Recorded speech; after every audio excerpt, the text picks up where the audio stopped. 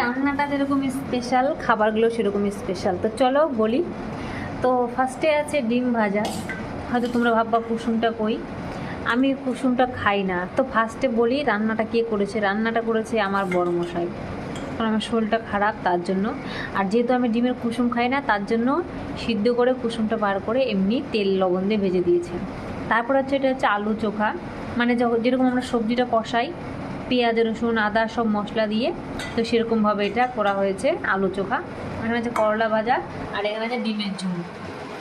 উনি একাভাবে, তার জন্য ওনার জন্য ডিমের ঝোল, আর আমার জন্য এইসব।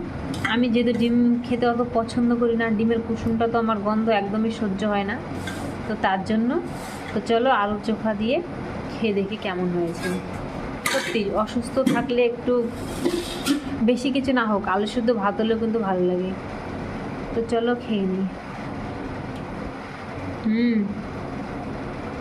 সত্যি দারুণ টেস্ট, দারুণ দারুণ দারুণ টেস্ট, খুব সুন্দর হয়েছে রান্না। তো চলো খেয়ে নিই।